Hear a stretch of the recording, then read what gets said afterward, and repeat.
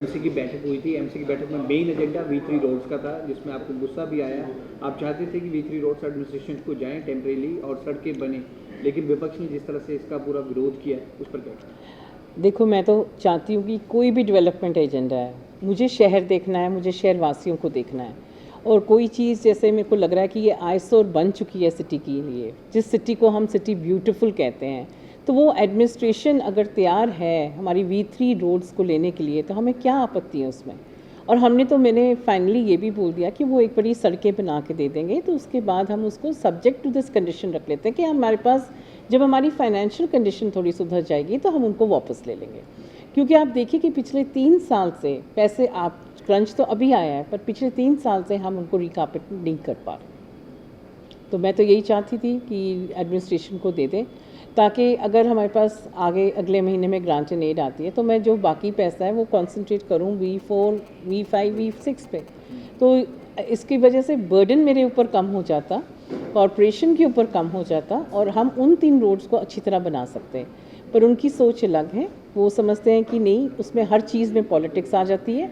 और वो चाहते थे कि नहीं जी, ये VIP रोड्स हैं, क्या हम नहीं यूज़ करते वो रोड्स?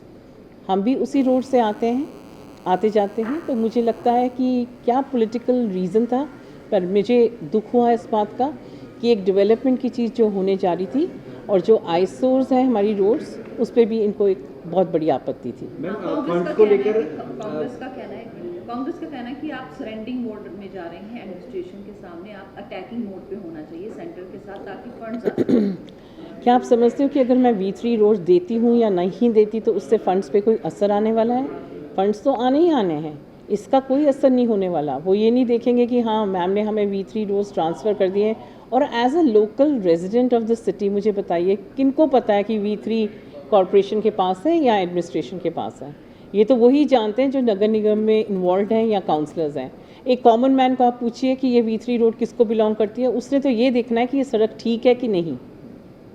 मैम, फंड्स को लेकर लगातार सवाल उठाए जा रहे हैं। आप होम मिनिस्टर से भी मिले थे बीते दिनों, आपकी मीटिंग भी हुई है वहाँ पर, लेकिन विपक्ष कह रहा है कि वो जस्ट एक फोटो शूट था, आना कुछ नहीं है। आपको लगता है कि होम मिनिस्टर जी के पास इतना टाइम है कि वो मेरे को समय देंगे फ़ोटो शूट के लिए? सीरियस बात हुई है उनसे, कुछ क्लियरेंसेस होती हैं MHA से। मैं होम मिनिस्टर जी से मिलने जा रही हूँ और वो कह रहे एक फ़ोटो शूट है, कि उनके पास 1 सेकंड का टाइम नहीं होता। पर फिर भी मुझे 10 मिनट मिले उनसे बात करने के लिए। ये चीज़ों को समय लगता है, टाइम लगता है, तो वो प्रोसेस में डालेंगे। MHA से कोई क्लियरेंस होगी तो हमें फंड्स जरूर मिलेंगे। मैम, आपकी क्या बात हुई थी, किस किस बिना पे आपको फंड मिला? कई मुद्दे आपने मैंने वो RLA के लिए बोला, एंटरटेनमेंट टैक्स के लिए बोला, और कई ऐसे जो हमें रेवेन्यू नहीं मिल रहा उनके लिए बात की। फिर मैंने बात की 4th Delhi finance commission, 3rd Delhi finance commission. अगर हमें 4th दिल्ली फाइनेंस कमीशन से आज हमें पैसे मिलते हैं तो हमें 1170 करोड़ मिल रहा है। हमने ये बोला कि चलो आप उसको जाने दीजिए, हमें 3rd दिल्ली फाइनेंस कमीशन से पैसे दिला दिए, उसमें हमें मिलता है 750 करोड़। तो उससे हमारी फाइनेंशियल कंडीशन बहुत अच्छी हो जाएगी। पर आगे उम्मीद कर रही हूँ, आज टेबल एजेंडा भी लेके आए हैं मनी माजरा की साइट के ऊपर, जो मैंने 2 महीने में, जिस दिन से मैंने कुर्सी संभाली है, चीफ आर्किटेक्ट को प्रपोज़ किया और बोला कि ये आपके पास पिछले लास्ट अप्रैल से आई हुई है, इस पर काम क्यों नहीं हुआ? तो एडमिनिस्ट्रेशन ने भी मेरे कहने पे उन पर बहुत प्रेशर डाला चीफ आर्किटेक्ट पे, और वो एजेंडा हम टेबल एजेंडा की तरह आज लेके आ रहे हैं एंड होपफुली हाउस में पास करवा देंगे। उसकी टर्म एंड कंडीशंस बना के उसको 1-1.5 महीने के अंदर ऑक्शन करेंगे, जिसकी रिजर्व प्राइस हमने 200 रखी है, पर उम्मीद है कि वो 400-500 से कम नहीं जाएगी। जैसे मैम, आज का एजेंडा रिजेक्ट किया गया कांग्रेस और आम आदमी पार्टी ने मिलकर, अगर आगे जाके भी ऐसे ही अगर एजेंडे रिजेक्ट हुए तो फिर कैसे चलेगा?